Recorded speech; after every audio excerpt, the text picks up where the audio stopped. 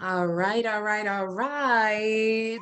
Hi, everybody. My name is Didi Delgado, and this is another episode of The Full Set. I am here. This is episode number 35. I don't know how we made it this far. Um, but we made it nonetheless. And so I am here tonight with my esteemed colleague, and I feel like I can say esteemed colleague more prolifically now because I heard some things about you, but we're gonna get into that. I heard what I heard was so I'm here with my dear friend TeaCheri, and I'm just gonna read them the bio because they gotta be hit with the who, right? TeaCheri identifies as an unapologetic and radical Black femme working within the field of mental health with a focus on trauma, particularly as it relates to Black girls and women, with an X in it. She can be found on any given weekend doing virtual hood rat things with her friend. That's what I was gonna name it, and I was like, "Am I offensive?" I was like, two hood rats and a bonnet. I don't know, like, she is a proud single mother raising a fully moisturized Black son to stand up and show up for all Black femmes in every necessary instance. T specializes in the health and mental health care needs of Black women veterans using the narrative therapy as well as other evidence-based modalities. She holds an associate's degree in culinary arts from, can I say it like this? Mm-hmm. Le Cordon Bleu. A bachelor's degree in business management, and a bachelor's degree in business management and women's gender and sexuality studies from UMass Boston, and a master's degree in social work from the Boston College School of Social Work. Please hit that Cash App. It's about to be the pinned comment. Bitch, how you keep so humble? I was like, you got degrees for your degrees. What's going on? Not humble at all. I know you ain't humble. And out loud. Yeah. What made you go into social work? You know, a lot of my friends are already social workers. Okay. And a lot of my peoples already do social work, regardless if they are working as social workers or in this field. They're already out here doing that work. So okay. I'm glad you asked that because I feel like it relates. Really? I didn't have no questions prepared, but go ahead. Tell me more good things about myself. Go ahead. I'm glad you asked that because I feel like it relates heavily to like activism work. Okay. And I think a lot of people don't consider themselves activists. I was about to say, bitch, do you consider yourself an activist? Not really. I didn't think so. Okay. But we do activism work in our daily life. So yeah, just wanted to say that. No, I appreciate the distinction because I feel like a lot of people, like yesterday I have Future on. I feel like a lot of people feel like they got to be in the limelight or it's got to be categorically, you got to have branded everything. Branding is nice, but it's not important. I feel like I was at the height of my career when no one knew who the fuck I was. Okay. I like that, Mm-hmm. So you went into social work because everyone else was doing it. What would you say is, I can't believe I'm about to ask you this because it's not probably an answer for you, but what would you say is the biggest positive attribute to you being a social worker? Sorry, a master's. Is it considered a social worker? I don't know. So every state is different. Okay. I'm from Boston. I'm in Massachusetts. You have to be licensed in order to consider yourself a social worker, which I will be in very shortly in the next couple of months. Okay. So because you just finished your degree. Can we give this bitch a round of applause? Come on, master's program. Degree conferred on May 18th. What are we, two weeks out? I'm so proud of you because you did it. Like you was always like, I won't say you was complaining, but because I know your Facebook was private, but you always was like, this fucking, I can't wait to finish because you always talk about like the institution versus what you needed to get done, Exactly. That's it.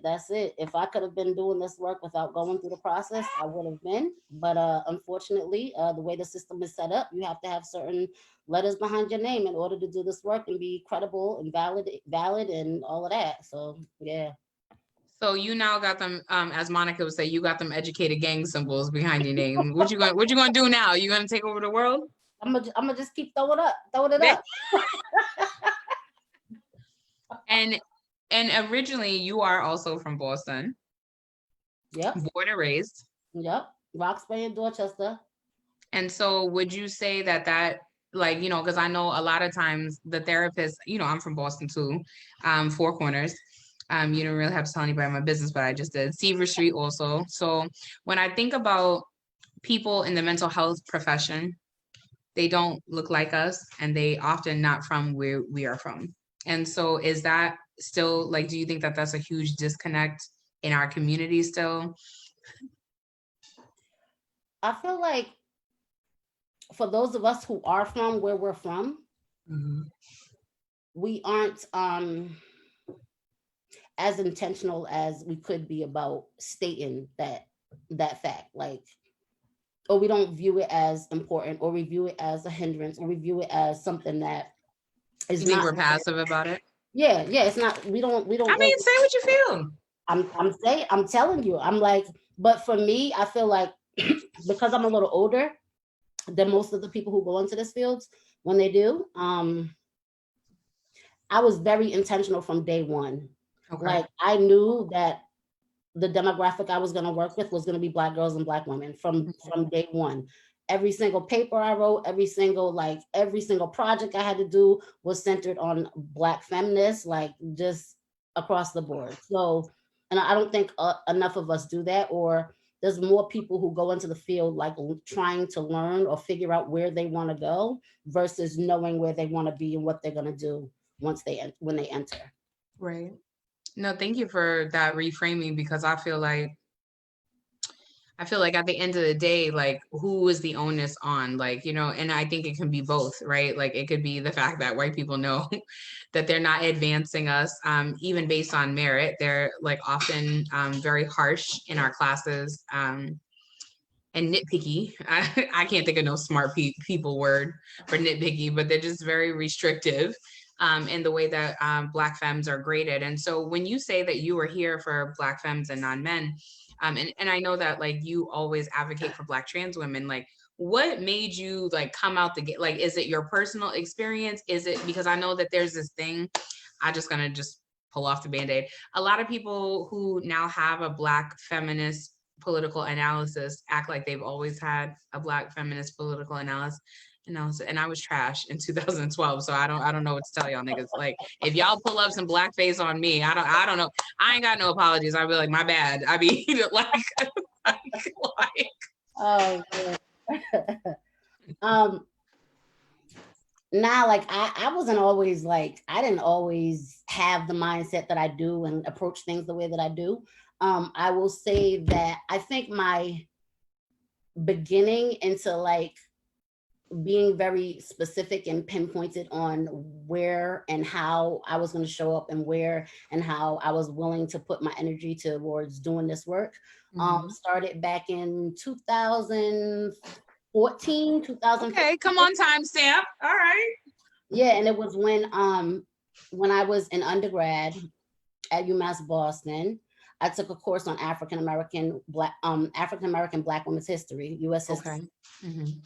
That shit opened up my eyes to like, you're like, it's changed. Look, I'm telling you, like, I don't even know. I don't think I knew about like Audre Lorde and like, all of that back then. But once I found out, like, there was no turning back. It was like, yeah. Thank you. Another question I wanted to ask you too is, I know that you are a Black veteran.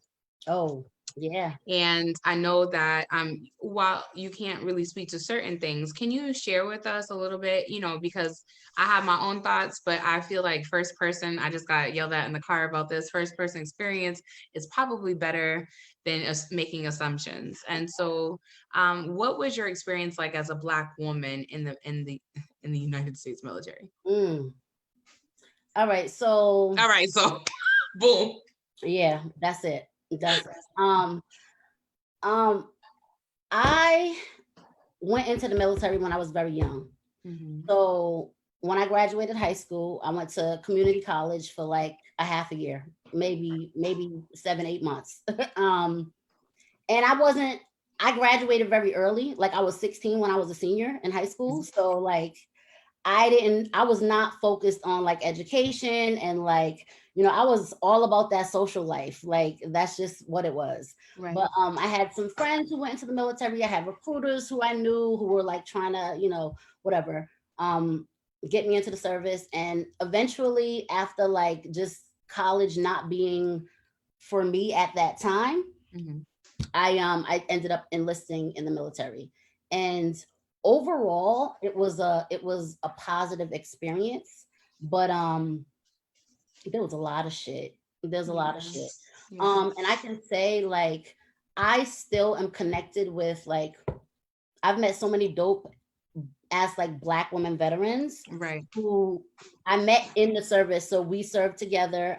They're still my good friends to this day. Like we still communicate, whether that be on social media, on Facebook, through text, phone call here and there, email, whatever it is. Right. We all still have really good relationships with one another. There's only one that I can say I don't fuck with no more. But There is always one, ain't there? right?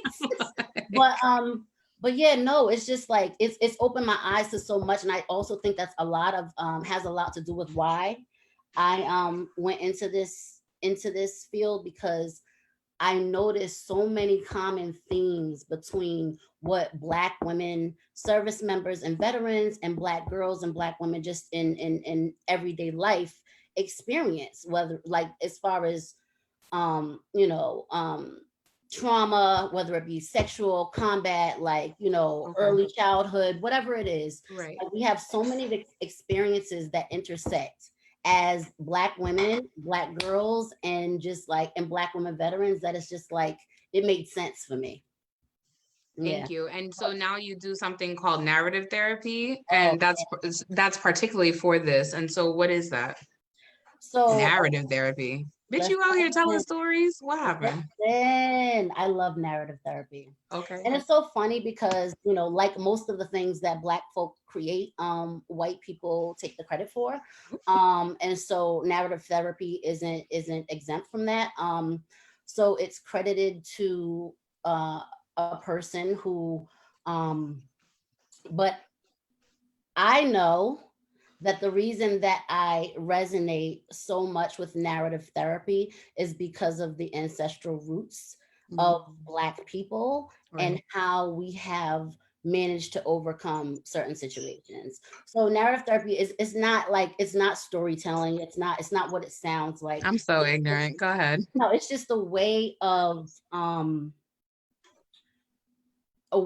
practicing, a way of engaging with folk that doesn't see the person as the problem. It sees the problem as the problem. I don't know. I know that sounds like kind of basic or whatever, but like it's more so of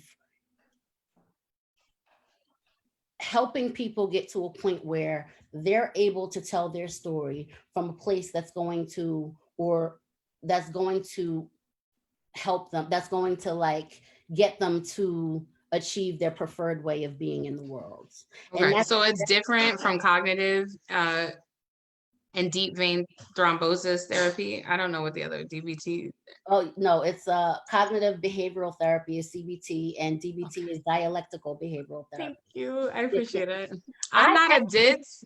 I'm not a DITS. I actually subscribe to DBT because okay. of my own diagnosis, but I'm like, I don't know what the fuck that shit stands for. I still call it I GPS, love General DBT. Proctoring System. So I DBT is one is another of my preferred okay. modalities. I really appreciate it. Um, cognitive behavioral therapy isn't my it's not my jam. It's not my I I think love it's when Black women say something they nah, thinking, like I yeah. feel like it can be really oppressive because it's Mm, rooted in white supremacy culture. It is like it the thoughts, feelings, and behaviors that we are learning about are Eurocentric Western ideals. Like that's just what it is. And like a lot of us don't operate under that framework. So it's sometimes not yeah. as beneficial as people think it can be. So yeah, but that's my own opinion on it. No, we here. This is your show. This is not my show. This is fuck Didi Delgado. We here for TeaCheri. So, my question to you is what do you say? Because I know you in Boston. First of all, Yep. second of all, bitch, you graduated from BU. Okay, BC, super white. BC. Sorry, BC. Thank you. Both universities, super white. What do you say to people that when you center Blackness? What do you say to people who are like, why do you have to make everything about race? Because in your profession, a lot of people don't see it like that. I don't say anything to people who feel that way. And I'll say it because I think because I'm so like outspoken and proud about like who you are, they're not even gonna come question you. They don't. And that's I get questioned all the time. It's because I'm light skinned. It's the reality of it though. Like I show up like I don't like I you know this, but I know it. Go ahead, tell me. No, I'm just tell everybody.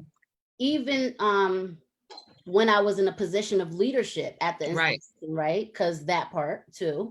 Like I'm showing up with hoodies that's like saying some radical ass stuff. Like you're like Rosa Parks said, nah, nigga. Like I mean, I have one that said what was it from Trap Therapist that said what was it stereotype defiant disorder, and it had like a freaking DSM number, like a freaking code on it. It's like and I'm going to meetings with deans and stuff like that, like read this, like get this, understand this. But yeah, so people never approach me in that way. People don't ask me like, oh, why, because it's very clear why. And I think they don't want to get read for filth, or they don't want to get like, called out, or they don't want to get, for lots of people, they're not comfortable in discomfort. And it's one of the things that I find myself like, who am I? I relish, like, I love that shit. Like, uncomfortable situations, like situations where people are like on edge. Like, I be like, yo, you're like, I'm in my element. I am, like, for real. Okay. Yeah. So Liz Marie, I'm so proud I know how to say that name. It's a little bit of Spanish I have in me. Liz Marie said, within the realm of mental health and social work, she is curious to hear your thoughts on modifying treatment modalities to recognize the cultural values of Black and minority groups. I have no idea what that means, but I know it's about centering Black people. It sounds, I read, that's how I got through college. I read through the lines. Listen. No, that's a really, really important, point. And it's so necessary too. I feel like every single intervention that you use, every single intervention that you and a client agree to work on, has to be modified to what's best for, or what's appropriate for that client. Like, whether that's culturally, whether that's racially, whether that's ethnically, whatever the situation is, that has to happen. And clinicians who don't do that, or don't even realize that that's something that's necessary, are doing their clients a disservice. So yeah, that's, to me, that's like baseline. That's like, you can't even, like, you shouldn't even be having a person in your office if you're not doing that. And a lot of people aren't doing that, and they shouldn't have people in their office. So there's that. You're like, I wanted to ask you because like you a hood bitch, like, you know what I'm saying? Like, when you're talking the talk, like, I feel like I had this conversation. Thank you. I had this conversation, when you got, so it's a show. There's always gonna be something caught up here. You understand what I'm saying? I was having a conversation yesterday, and I was like, how do we take our analysis and so that's not so far removed? And the reason I'm asking is because a lot of people from where we're from literally know what the fuck is up when it comes to intersections, right? Not so much intersectionality. They not on no critical race theory shit. Yeah. Like they got the hood race theory shit, And so when we talk about Black trans women and Black trans men, how do we I don't want to say transmute because I feel like that's how do we make sure the conversation is being heard on a baseline level? Within therapeutic settings, or just yes, because I know a lot of clients will be like, you know, processing things that happen to them, and a lot of people in our community assume that if someone is gay, if someone is trans, that it has to do with some sort of trauma, and not an actual being, right? And how do we, in a therapeutic setting, like obviously not take away from their narrative or their story, but also to offer like other insight? Is it inappropriate to offer that? Because I can't even imagine half the shit you hear then. So one of the things that I've found, and I work in different settings, so like it's very different there, but I'll speak to this. Like if you was working at Whittier Street, right? Community, yeah. Like deep in the community. Yeah. There's such a stark contrast between Northeastern, which is right across the street, and obviously this new health center, but it's still far behind because Black people go there. And so they're not really allocating resources, even though it's in a very it is a not-for-profit hospital. So like, you know what I'm saying? Like, so when you are, let's say hypothetically, I won't say you ever work there, but you're working in a community-based setting, and you have clients that come in and they're like, oh, well, you know, and this person was coming on to me. Do you be like, now, so you know what I'm saying? Like, what do you do in that situation? So like, I think what you're getting at is based in like who is seeing the person, like who's working with the person. And I say that because I'm thinking as I'm answering. No, I mean, you can even take a moment because I'm eating my motherfucking macaroni and cheese. So, I mean, take a moment if you need to, because I think that this is an important topic. Yeah, it definitely is. But it's like, there's a certain level of, so ultimately, the client who you're working with is the one that decides whether or not you are a person who's worthy of story, right? They decide whether or not you're a person that they can trust. They decide whether or not they're a person that they can let down their guards and be vulnerable with. And until you get to that point, like the work's not gonna be effective. So if a person's sitting in front of you and they don't feel like, if they don't have that level of comfort, or they don't have that trust in you at where they can share the entirety or as much of their story as they're willing to share with you, I don't think you're going to be able to do deep work. And that goes into like those different intersections, because it's like, let's say I'm sitting with a person, I'm sitting with a therapist. If I don't feel like you understand my ways of parenting, let's just say, right? Like you don't get it. Like you may think that the way I talk to my child is harmful. You may think that the way that I engage with, you know, parenting is toxic. Like I'm just throwing this out there as it could be anything, but because people make snap judgments about people every day. So but if I get that feeling, or a client gets that feeling with the person that they're working with who's supposed to be available to them for help, then it's just not, it's not a good situation. It's like, so that, and I feel like that plays into every single intersection, every single identity that we operate. It's the same thing, just in different, it just shows up in different ways. So I just want to let y'all know I don't have a dog. You don't? Oh, I do, but he's so I'm gonna blame the dog noise on you then. It ain't my dog. My dog's quiet. Yeah. I hate it here. Okay. So the reason why I asked that is not just because of the whole trans issue, and the whole queer, anti-queer, and homophobic and transphobic and trans antagonistic lens, but I've had my own experiences with seemingly woke, right, therapists that aren't people, but they're like people of color adjacent, you know what I'm talking about, the spicy white ones. And so there was this woman, I won't say her last name, but her first name was Donna. And I had a year-long relationship with Donna. I felt like Donna knew me, understood me as Didi Delgado, House Health Plan, call center employee, right? And she was like, you have so much potential. Fly, right? And then I became Didi Delgado, the poet, Didi Delgado, the Black Lives Matter activist. And she was like, hearing that phrase, you have so much potential, is internally triggering for me. And so you have these same kind of therapists. Okay, so I'm glad, because bitches need to talk about this. We need to be on the same trajectory, because we're not, like, I feel like we're being gaslit. So for a year, I have developed a relationship where I saw this woman twice a month for an hour and a half because she lived so far out. And went to her, and I thought that she understood me. You know, back then, 2013, you talking about I work at Tufts 2013. So 2013, Didi didn't have like this whole like, well, white people are problematic. I was like, I know white people have been harmful, but it was like not all white people.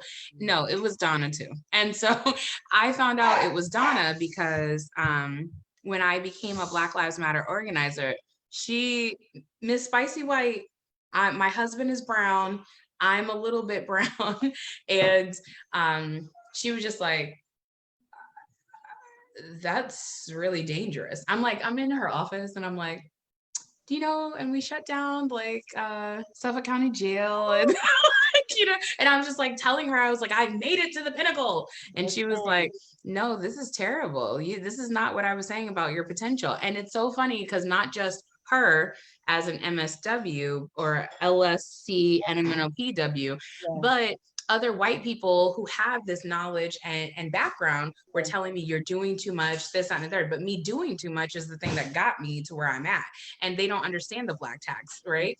And so I just wanted to have that story because I felt like it was going to prompt you with your story. And we've never spoken about our therapies.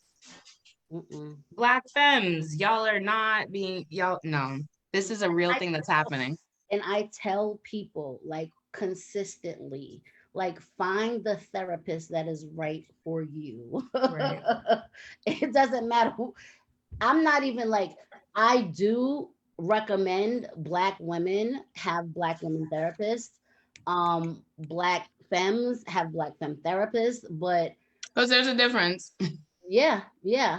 And there are times when you may find someone who works for you that doesn't occupy that identity.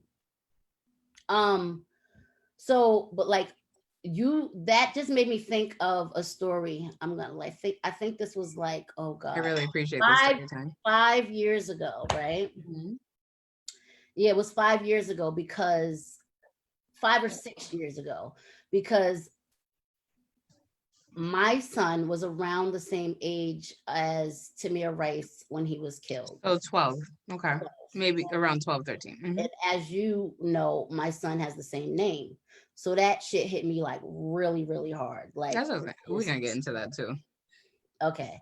So I went to the therapist that I had at the time was leaving, and she referred me to another therapist, which was a white woman. And my son was a part of the band at his school, and they had a trip to New York for like, what was it? It was like the music fest or something at some like historical, like Catholic church in New York, right by Central Park and whatever. And they were going to spend the day at Times Square and all of this and all of that. And I'm like, there is no way in hell that I'm allowing my Black child who attends PWI, right, to go to New York by himself. Like, so I had to be a chaperone. So, and you went with him to New York? I did. Okay. But I signed up to be a chaperone because if I was not selected, my son was not going to go. Okay. The only Black child on a bus full of all these white kids, like, yeah, that's not happening. So I was telling my therapist at the time, the new one, that about my fears, right? Like, as a Black mother of a Black son, like, he's about to be brought into this territory where stop and frisk is like, that's just it's prevalent in New York City. Yeah. And I'm like telling her, like, I'm sharing my very real concerns about my child's life and safety, right? And this woman is going to tell me, she was a white woman, she's going to tell me, well, I can tell you right now, white people, the police target whites more than they do, more than they do blacks. She had an education and she said that? Ma'am. Listen, so I'm just saying, like, people, regardless of what titles they hold, they can be toxic and freaking like harmful and so freaking invalidating of your Right. experience. And I feel like the second you experience that from a clinician, a therapist, someone who's working, who's supposed to be working with you for your towards your healing, like you need to, I voice that and then be like, this is done. Like, it's like, we can't play, it's not a game out here. Like, we see what's consistently happening. We see what continues to happen, and it's like, and people keep commodifying it and saying it's only certain. no. So yeah, it's like, As a mother of a Black son, I wanted to ask you, like, what does this time feel like for you? Your son is now in his late teens, correct? 17. Yep. Yeah. So what does this time feel like for you? I can't pretend like part of me isn't at some level numb to everything that's going on, because of the consistency of this happening, it's not something that ever surprises me anymore. Okay. You know? And so I don't, you know, like I said, like I don't ascribe to respectability. I'm not like, you just got to be a good Black boy and you have to behave this way in order to. Because that's what they do when the newspaper, like, you know, starts digging into their past. Was this a good person or a bad person? And that quantifies how much momentum gets put behind advocating for justice, when really all Black lives matter. So. And so for me, raising a Black young man, I think I recognize something very early that I don't know if we have these conversations. I know Black mothers have these types of conversations with our sons, but I'm not sure, and daughters, but I'm not sure that we are as explicit as I have been in raising my son at such a very young and early age. Like, so for me, like, I have told him, I think as early elementary school, maybe like second, third grade or whatever, I have instilled in him, like, you trying to live up to white expectations should never be something that you attempt to do. Like, I don't know how to like that shouldn't ever be a goal of yours. Right. That shouldn't ever be something that you're concerned with. Like, they're gonna see you how they want to see you and how they see you, and that's just what it is. Like, you don't ever have to internalize those messages, which is like, of course I didn't say it in that way, but I made it very clear, like, fuck what you think, you know what I'm saying? Because that's not. Can you give me an example of like something your child might internalize as something he might need to do in order to be deemed as worthy or successful? I'm trying to think. Let me think.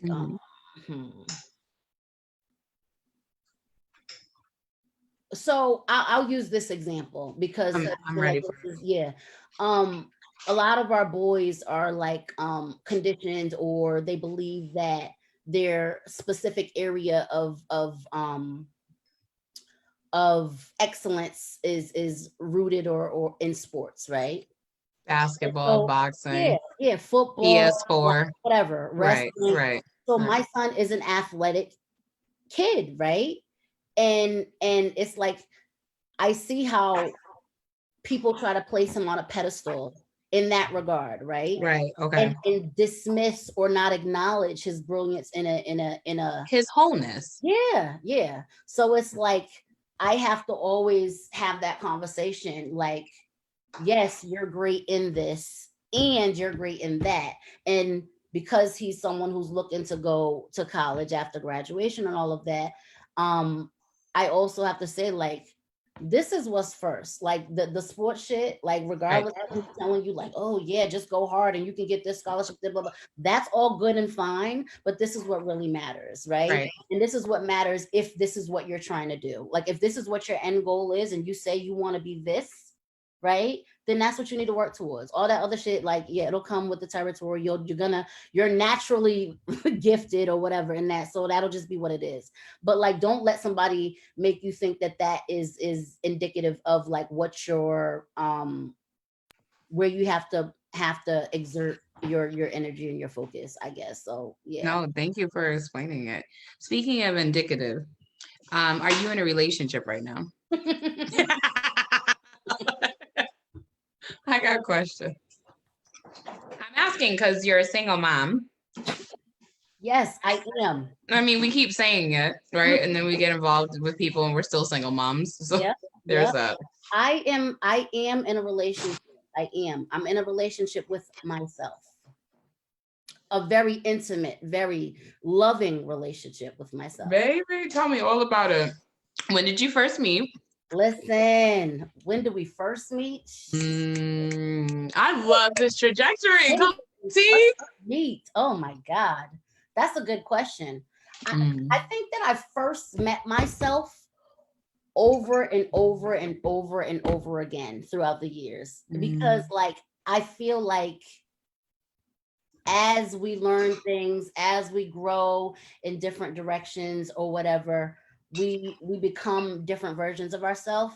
So like the early 20s or mid 20s version of myself that I knew very well and like is not the same person that I am today. So it's like I'm continuously, like we all are, we're continuously learning, relearning, unlearning parts of ourselves and just becoming different versions of who we are. So yeah, but like for me, I don't have a desire to be in a relationship, like the traditional relationship. Outside of yourself. Yeah. No, talk to me about traditional relationships because I struggle. I don't have a desire to be in that right now. That's not something that's important to me outside of my relationship with myself and my friends. Why? Because a lot of the difference between Black women and Black femmes, a lot of Black femmes will a lot of Black women will call your bluff and be like, everybody wants to belong to somebody, right? No, bitch. Nah, I don't want to belong to anybody besides myself. And that may be one of the reasons why relationships don't seem like an ideal thing for me in that traditional respect, because I'm not with the whole like possessive aspect of relationships. Like, is there what is the word? What does it mean? It means like you belong to me. Yeah, like you belong to me, I belong to you. Like I belong to myself, you belong to yourself. And if we can come to a common ground where we can make I belong to me, then we're good. Like and I just feel like as far as I'll just use this as one situation, but I'm thinking right now about relationships with men. Oh, you're in relationships with men? I'm not in relationships with anyone at all, because we're still with yourself. Okay. But I'm just speaking as far as like thinking about relationships with men, like previously or whatever. Are you interested? Huh? Are you interested in women? I'm interested in everyone who I'm interested in. Baby. Yeah, that's it. Like that's it. Like let me mind my business. Go ahead. So but no, belonging to men or not belonging to them. Right. No, what I'm saying is what I've realized in my experience is that men often feel like there's a good situation or they're comfortable in a situation as long as they feel like they have control over the situation, right? And the second that that is all the men in front of me are going, yeah. As long as the second that is it's found out or discovered that that is not a possibility or an option, or that is like the terms are on your side, like, or leaning more heavily towards that, it's like they're not with it. So it's like it's just it's like, to me, it's a whole thing, but it has a lot to do with like belonging and not belonging. So yeah.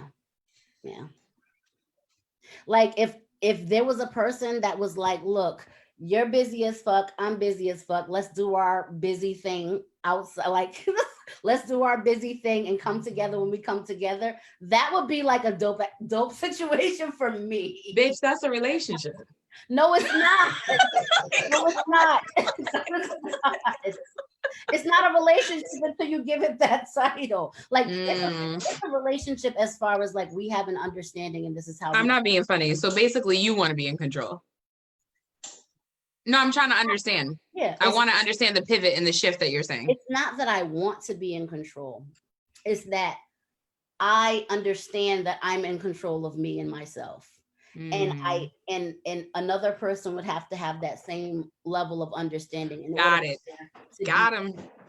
In order for there to be any type of working, like, yeah. Situation. And do you find that most men struggle with, you're a beautiful woman, do you feel that most men struggle with your assertiveness or with your very, I don't think you have a type A personality, but you have a very assuredness of yourself. What's type A? What's type A? I don't really know what that is. Asinine.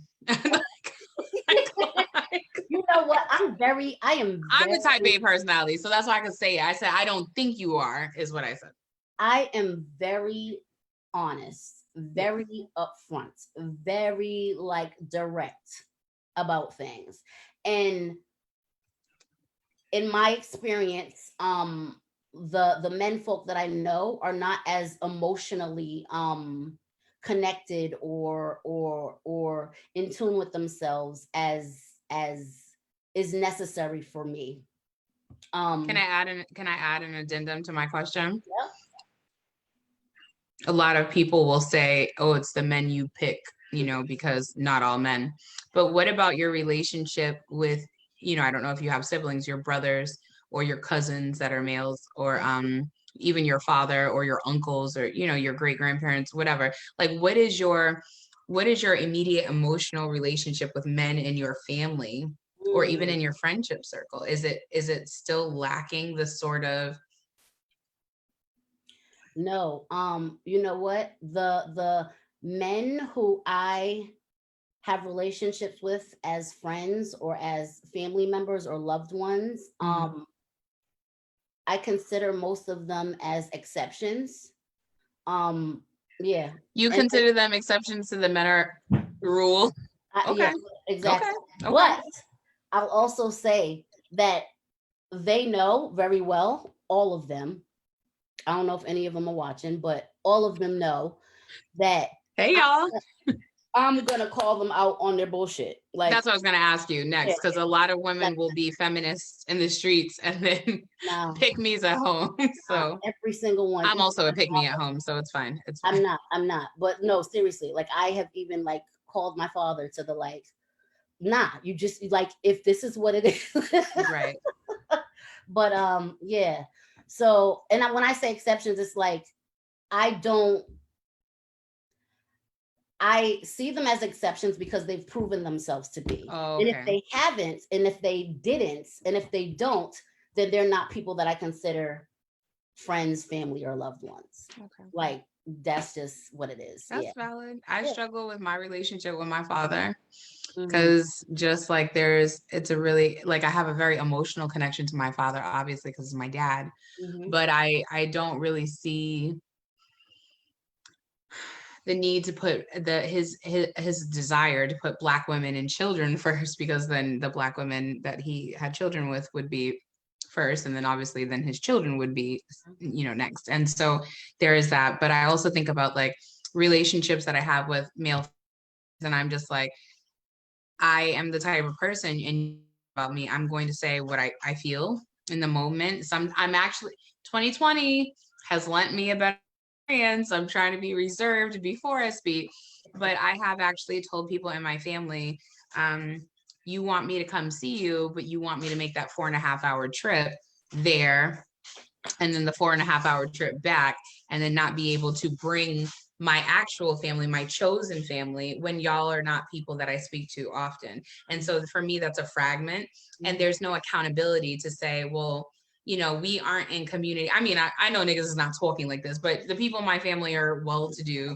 So like, there's no conversation like, well, we haven't really been in community with Dee Dee. So like, how has Dee Dee been surviving with connectivity and there's no like accountability surrounding that. So I just don't talk to people, unfortunately. But I'm appreciative that you say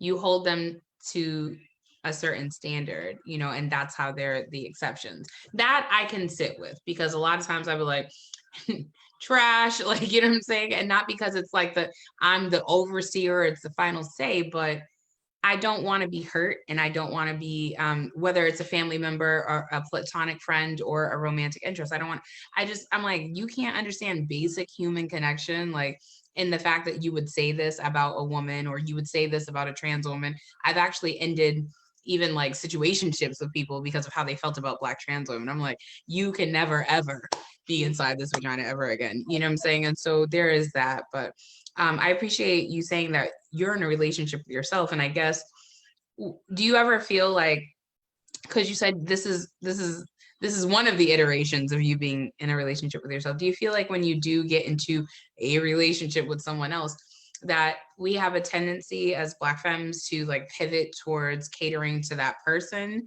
instead of dealing with us, because we're so Molly, from Insecure, we're so afraid of being successful and lonely? I mean, I feel like you're definitely up there as far as women I know who are Black that have like the credentials, you know what I'm saying? You have beautiful artwork. Bitch, my artwork consists of paint and sips. Like, you know what I'm saying? Like, and so, okay. Thank you. It's my own paint and sip. Okay. Good. More. I want to see them too. So I guess that's my question is like, what do you think how can we get past it?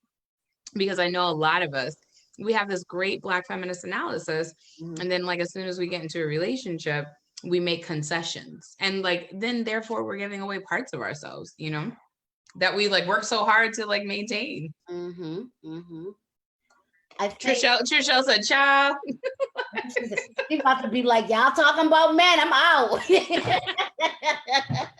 Yeah, no. I feel like nah, she said preach. Okay. Word.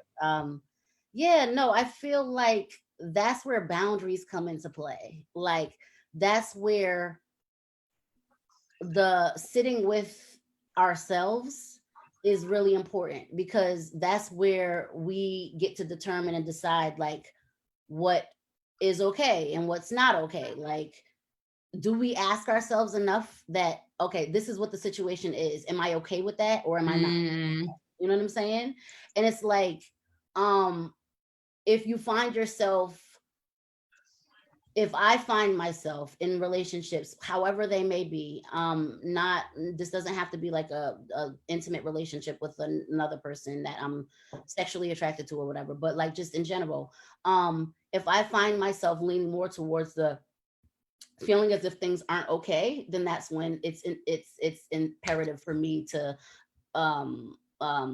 enforce my boundaries or create some if I don't have them. Yeah. I feel like I can't, like, I would love to be a fly on the wall when you speak up about your boundaries. Look, I mean, I do. Look, my family, who I love, right? Since this whole quarantine, we all live in different parts of the US. We started doing a family Zoom session, and they do it, and my family does it once every 2 weeks. And my mom be like, "Oh, are you gonna join?" I told them from the first one that I joined, I will not be doing this every 2 weeks. I will be doing this once a month, because that is all I can do. And that is my boundary. You're like, it's a rotating schedule. Look, love y'all. I can be present once a month. So they still do it every 2 weeks, but that's my boundary. And it works. Like I don't have, when you enforce boundaries, there's something that what is it that happens? It's like the resentment goes away. Like you don't have like, oh, I shouldn't have did that. There's no, like, I don't have regrets about like not being there. I don't have like, it's like, this is what it is. And because this is what's going to keep me feeling whole, and this is what I can do. And that's great. Like that's just what it is. And so like, I don't, and my mom's like, well, oh, we're doing it. I'm like, I already told you and everyone that I can commit to once a month. And I don't, when I commit once a month, I'm there, I'm engaging, and that's that. But I can't do, so basically what I'm saying is like, that's why, and that's how boundaries can be so helpful for us, because it's like, once you determine what those things are, and you stick to them, and you let people know what those are, right, whether they are mad or they're freaking not I was about to say, don't niggas get mad when you be like, no, your burden. That is not your burden. That's not my work. Yeah. I wanted to ask you, as someone who is invested in the healing of Black women and Black girls, what does healing look like for the Black girls that we were growing up? I'm not sure that, I can't even believe I asked that question. Am I even having this conversation? I'm not sure that this again, because I gotta hear this. Like, yeah, I what is it? I gotta hear this. What would you say is like the way for us to heal the Black girls that we were? Because a lot of times there wasn't anyone there. You know, we may have had our parents, but then things happened to us, even though our parents were around, or we were just like left exposed and vulnerable. And I think that, you know, the things that are said about Black women today, that we're angry and that we're aggressive, and there's not a safe space for Black women and femmes to be vulnerable, because we were already that and violated a lot of times, and it can be in numerous ways, and we don't have to go into them. But what does healing look like for us as adults?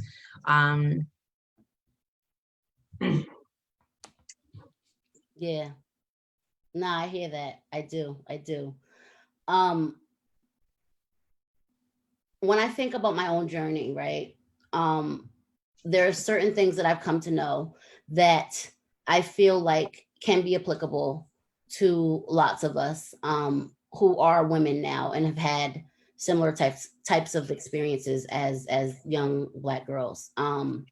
And one of those things is oftentimes, as we accumulate different identities, right, in our journey. And I'm saying that as like, you could be a girlfriend, you could be a spouse, you could be a mother, like all these things, right? As our identities change, and I think what happens far too often, or more often than not, is that we lose certain parts of ourselves, as far as like who we are and who we were at the core, right? And so for me, one of the most like empowering and validating and affirming things, even today, is like remembering those parts of myself before I came to be known as another one of my identities, right? So before I became known as a mother, before I became known as you know, a older sister, before I became known as whatever those things are, tuning into them and like going back and doing those things that brought me joy in those days, like when I was at my most purest, rawest, like innocent form, right? And so for me, and this is like, this has been healing for me. Yeah. But and also it has pushed me further. Like it has brought me to heights that I couldn't even like imagine, right? Or envision.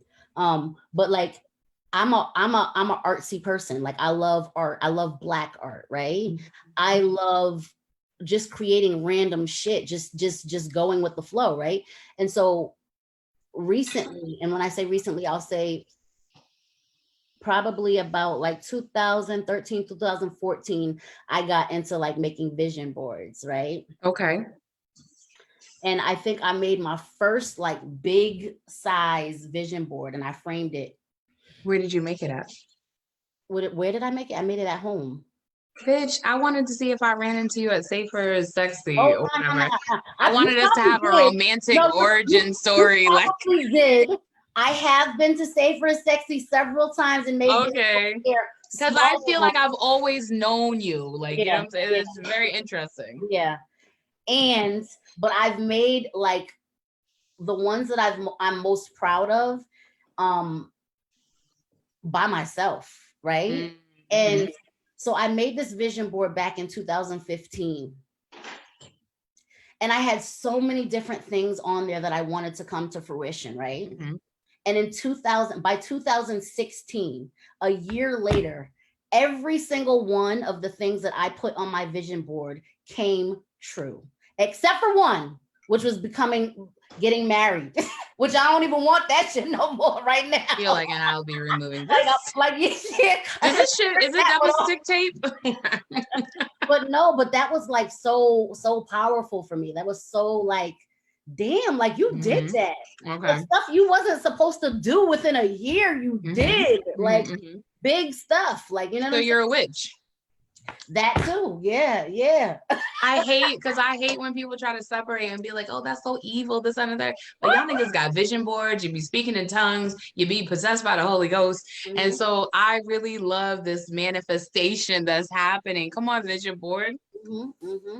Yeah. No, but I've been saying forever, like, I think I say that I know God is a Black woman. Like, I've been saying that shit like forever. So people be like, I'm uncomfortable. Leave me like, my white Jesus. I'm God. Uncomfortable. Here you go. Right? Yeah, like, nah. So that, and I did my last one. I don't even know if I haven't looked at it recently, but I have it hanging up, and I maybe I have, but it just does something for me. But yeah, just tuning into those things that like really resonated with you when you were at your most raw form, the form, like the stage where you didn't have those doubts or insecurities as far as like who you were. Like, you just was like soaking that shit all up. Like, you just was like, this is me, you know? Yeah. I appreciate that, because I just had a memory. Is this what you do for work, bitch? I just had a memory of my mother, God rest her soul, was always the person who had us all dressed very matching. There's three of us, of my mother's children, there's three of us. And we were all matched. If I had on pink and white polka dot, my sister had the solid pink shorts, and my other sister had on the solid pink shirt. Like, we was just, but that's such a good memory, because I remember I always used to fight with my mom that I wanted the overalls, like, you know. And so my mom used to go out of her way to find me overalls. And now that you just said my recommendation to find the healing, like, is to go back to the things that you enjoy, bitch, I'm gonna be ordering overalls. Like, no, seriously. Like, I know it sounds a little goofy, but like, it doesn't. It makes me feel secure. I think about Egypt, when Egypt be putting on their hoodie and just like zip it up, and then have to put it on the hoodie and tie it for Egypt to be like, this is my look. I'm like, okay, 3-year-old. I feel like I needed that snap, like to hear the snap of the overall, and to feel like, yo, a 9-year-old bitch like me, you ain't ever, like, you know what I'm saying?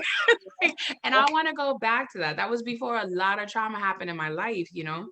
So thank you for that. I mean, not just the vision board stuff, yes, but like, you know, putting that into practice, but like going back, I just want to reiterate what you said, going back to the times when you were, you're happy, what brought me joy. Like, this is knowing ourselves, right? Or getting to know ourselves again, right?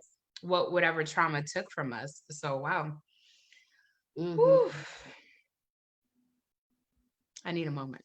Okay, take it. Thank you. I just want to say thank you for sharing the space with me. And also, I need to acknowledge you for something. You always say what's on your mind. And I wanted to talk to you before we go about conflict. You always say what's on your mind. And I don't want to talk about conflict with other people. I want to talk about conflict with you. And so you and I don't have smoke, right? but we had tickets. Do you like how I said tickets? And I find it interesting that a narrative is, you know, that I always escape accountability. I must be Darkwing Duck in this bitch. You understand what I'm saying? And I think about the time that you and I had conflict, because conflict I just think means a disagreement. And sometimes it doesn't even have a resolution, but we had a conflict. And I was like, I don't see your point, TeaCheri. I wasn't trying to hear you. And then it was like you and another person had come and you were like both trying to like have a conversation with me. And I was just like, well, I'll take it under advisement. And I probably didn't, but I probably came back to you. Maybe it might have been a year later and was like, I think I made a post like exactly explicitly saying, well, this is what the thing is. And you were like, bitch, growth. You came on a post, you was like, bitch, growth. Because at the end of the day, this is what I was trying to tell you about the same person last year. And I was like, no, it's not. It's not. But it was growth. And I had to go look at that conversation. I had to be like, you know what I'm saying? So I just want to say I appreciate the way that you and I had conflict without you disposing of me. You know, because it was actually a teachable moment. Having conflict can be restorative and acknowledgement, even if it doesn't go the way you want it to be. We don't, I just don't, I still cannot get over the hump of we got, sis. You know, all the niggas here are wearing the hoodie. We got, sis. And literally there's like 13 Black women on your list blocked or unfriended or whatever, like, you know. So I just want to say thank you to you for that. But I guess my question to you would be, what is your protocol for conflict? My go-to for I hate your show. Conflict. What she said? Eyes. What was y'all talking about? That's basically. Okay. So my go-to for conflict is basically to address that shit head the fuck on. Like, I don't know. Would you keep a dossier on me? I'm just asking what type of person you are. Would you keep a dossier on me and be like, oh, that damn Delgado was in support of Bruno Mars in 2017? Nah. Oh, was that what the conversation was? Bitch, we argued over Bruno Mars, but it was like, shit, I remember that now. You understand what I'm saying? I was like, let me not be salacious, because then people are gonna be like, No, it wasn't even that serious though. It was like that was a serious conversation, but it wasn't like, oh, Tommy was like, this is the convo. Oh man. No, like I don't really like, I think in my younger years, I definitely held on to shit. Like I held on to like grudges or whatever. Right How now, old are you now, if you don't mind me asking? How old? I'm approaching 40, babes. I'm happy to hear it. I'm happy you're still here with us. Yes, I'm happy too. Shit, I'm staying at home. Look, okay. Coronavirus. That part. Yeah, no, like, I tend to address stuff head on, and I'll say this: there are folks who don't rock with me, who like, I have lots. Wait a minute, there are people who don't like you. Oh, come on. You're one. No, I'm not even being funny. No, I'm being funny. Yeah. But you're one of the more honest people that I know. Like, you know, some people will hold their tongue to be like, I wonder how this plays out. You're already like, bitch, I know how this is about to play out. And I think you should like see yourself out, or like, let me pull your coattail real quick. And so it would be strange to me that people don't rock with you, as you say. Yeah. No, so that's like, I get it, and I accept that, and I embrace it, and I'm like, it doesn't like phase me that much. It is what it is, and I'm like, but there are people who like, because I call shit out for what it is. Like, however, if I feel strongly about it, or if I feel like you're wrong, or I feel like you came out of left field, or like you just whatever, I'm gonna say exactly what that is. Right. I tend to do that in private spaces when it's Black women. Like, and when I say private spaces, it doesn't mean like I'm not gonna comment in response on somebody's post. Yes, I'll do that. But I'm very selective about where and how I say things, and who could potentially be a participant in the conversation or an observer. But yeah, I definitely say shit the way that I feel like it needs to be said. I call people out even when the majority of folks are like riding with them. If I feel like it's wrong, I'm gonna say what it is, and that's just that. If you want to You've delete done me, it to block me a me, couple of times. like if you want to, say your piece about that, that's cool. If you feel like it's in your best interest to delete me, block me, that's cool too. Like, I'm not going to lose sleep over it, but I know that I'm staying true to myself. And that's, You're living in yeah, your own integrity. yeah. Right. And it's people like, and I don't, once something's done, it's just done. Like, I'm not like taking it with me and being like, oh, this person, blah, blah, blah, blah. Like, I might have a conversation with my homies, like privately, like X, Y, and Z happened with X, this person, if I feel like it's necessary, or I feel like it's something I need to get off my chest. But typically it's not even like, it's just like, oh, well, I don't, yeah. I try to say, I try not to do the whole like, oh, you're trash when it comes to us, you know. I'll definitely be like, bitch, you're recyclable. I definitely will. Or you're just being like, you're out of pocket right now. And that's just what it is. But yeah, nah. So I'm taking a risk here, but I feel like this is the show to do it on, because ain't never been a realer bitch on my podcast, periodical television programming than you. Okay. I'm going to ask you, what advice, if any, do you have for me navigating my space? My space? What you No, mean? this space that I curate. Nigga, I'm not talking about You don't run Tom. back to 2009? Like what? I'm not talking about Tom. We're dating ourselves bigly. Just be like, exercise discernment, man. That's it. As much as you can. Like, that's all. Like, I thought you was gonna say something else. I was like, my heart was racing. I'm like, I'm waiting for it. Go ahead. The reason Lay it on me, sis. The reason I'm saying that is because everything doesn't deserve our energy. Everything doesn't deserve your energy. Everything doesn't deserve, like, if you can reserve your energy for the things that really matter, like you, or what really matter to you, right? You'll find yourself less bothered by the fuck shit. You know what I'm saying? And that's just where I am. And I've recently gotten to that point. Like 2 years ago, I just needed to hear somebody like, say it was recent. Let me rag and drag this mother. Like, I was all about that. I'm on my way to violate Facebook community standards. No. But like now I'm just like, for what? Like what am I really getting out of it? If I can't just say my piece and just be done with it, like,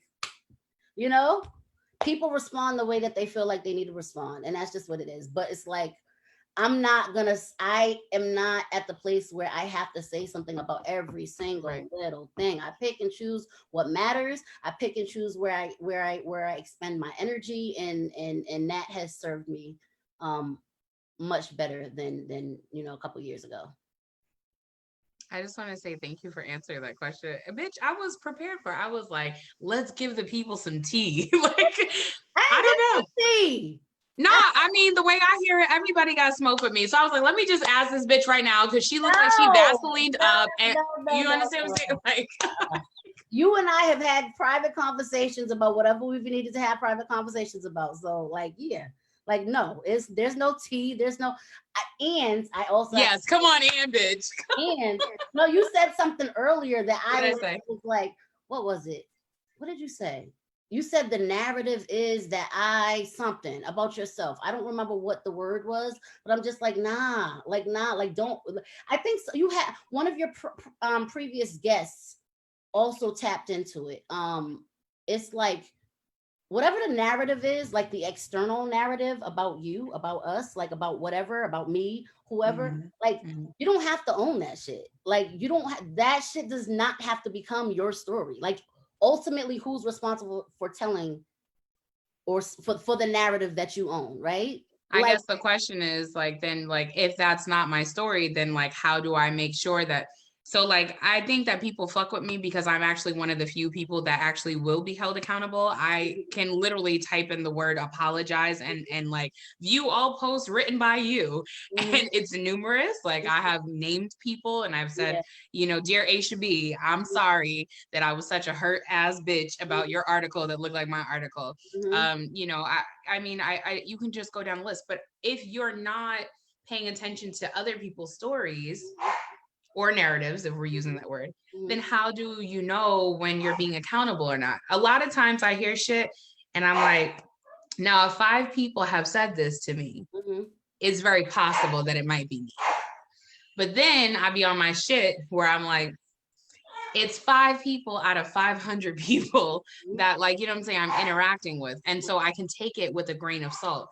I guess I haven't found my cutoff point, like my threshold, you know? And so I just want to be careful that I'm not excluding people's narratives because of presentation, right?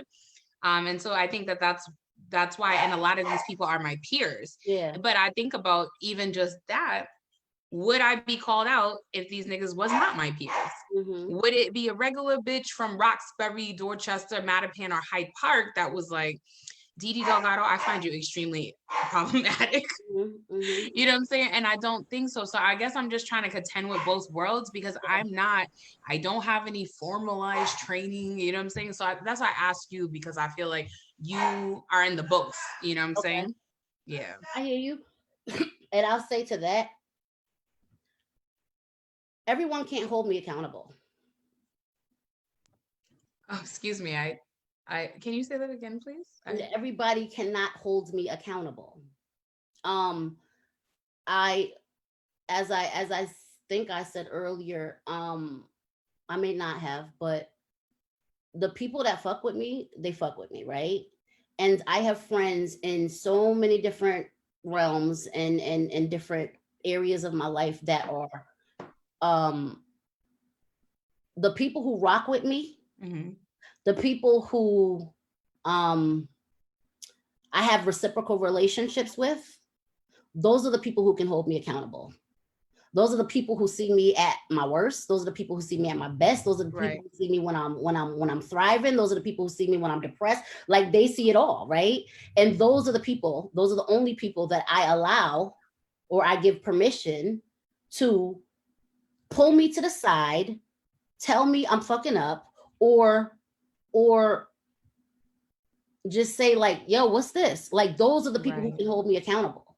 That space isn't open for every person that I encounter. That space isn't open to everyone that I associate with. That space isn't open to everyone who I have on my friends list. Like it's just not, because they're doing the wrong things all this whole time. Everybody that you have around you is not for you, right? Like that's just what it is. Like we have to know that. It's like, and so there are certain people. I've been learning the hard way. I just think that, you know, because I feel like it's that little person inside of me that's like, be my friend because I'm so isolated because of abuse and trauma. Like, you know, so now as an adult, I literally, you know, my best friend Crystal tells me all the time, you got a problem, bitch. I was like, what's my problem? You make people think that you love them because you're loving. She's like, but you need to have, and I was like, what? Like, you know, so it's my own boundary because I often lived my life without boundaries. I'm just like, y'all want cake? Let's have cake. Like, you know what I'm saying? Like, not that it's 5 o'clock in the morning, like, you know? And so I appreciate this because you didn't need to give me that labor. So I'm encouraging, Moni said allow is the key word. I'm encouraging not so much the Black femmes who are watching, but also I know that white people are super silent when they watch these because I've been very explicit that this is not a space for them. You know, I will have like one more white guest on the show, but I really just wanted to curate space for us, especially during this time, like, you know. And I appreciate that. I appreciate that. Because I think there's another person that I would have been like, just like, okay, we having a one-on-one conversation, but whoever's watching is watching. I don't think there's another person that I would have been open to doing that with. Oh, that's so, I feel so blessed. Like, yo, just the accolades I've been getting from my community, niggas that like I be in community with. I talk to you, I call you, I have your number, like, you know what I'm saying? Like, so just hearing this is like, I feel like now I'm realizing who's been blowing smoke up my ass and who isn't. Like, you know what I'm saying? Yes, relationships shift and change. But you know, I talked to you about this, and Monica and I just recently spoke, and it's like, there's no smack with me and Mo. Like, you know what I'm saying? And regardless of what people think it is, you know, regardless even what I think it is, regardless of what Monica think it is, what we think and what actually happens is two totally different things, right? Yeah. So, girl, thank you so much for being a guest. The last question I have for you is a two-pronged question. Okay. I ask everybody this question, so don't feel no type of way. Knowing what you know, sitting with where we've sat, going over the range of questions that we have, what, if anything, did I leave out, or that you were like, oh shit, I wanted to talk about this real quick? And then two, who would you like to see on the show? Okay. So I'm going to answer two first, because that's the quickest. Like, I already know who that is. Okay, I'm going to tag the person just so I don't forget. Her name is Ebony Goldborn. And you met her already. Yes. Yes. How do you spell their name?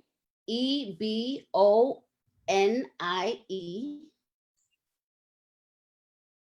Goldborn. It doesn't come up, so you'll have to tag them, but I'll type it. So if someone else can tag them, that'd be great. Okay. She's just dope. She just, You know how I know you met her? How? Because I was there. And I was there. It was the Black Women Matters conference, and I invited her. She lives in a different state. And is this the one from Jersey? No, she's from Connecticut. Oh, that's the one. I did meet her. Okay. She's originally from New York, but she lives in Connecticut. I was like, there was some connection there. And when you met her, you was like, oh my God, you are so beautiful. Like, you are gorgeous. I thought that. And it was just, yes. And y'all just like had this moment.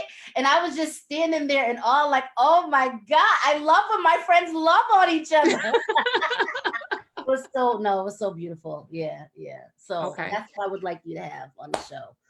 The first question was, I'm just gonna say, I don't think there's anything that I'm completely satisfied with everything that we covered. Like, it was great.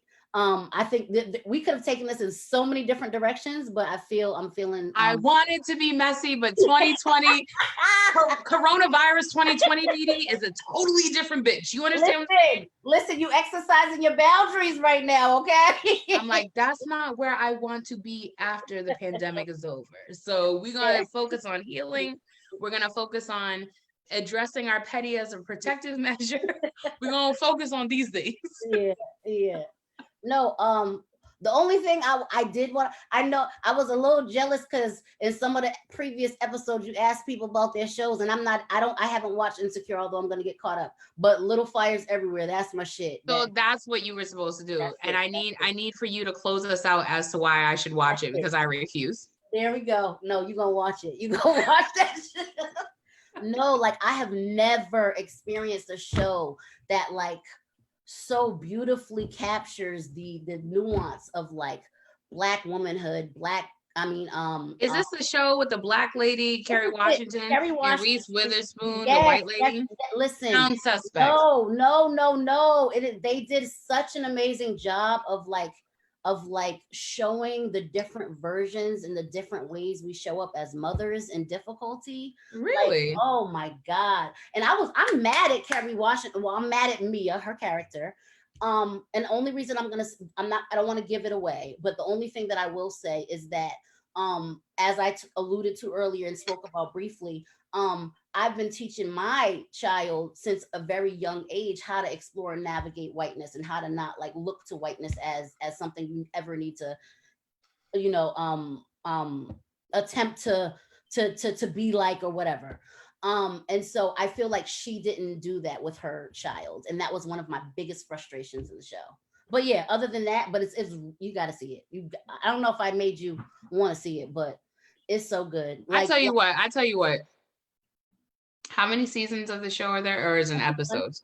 There's only one season right now. Don't try to make it easy, bitch. It is easy. It is. There's only 8 episodes. Only 8 episodes. All right. If you finish season 2, Season 2 ain't come out yet. Let me finish what my question was. Okay. All right.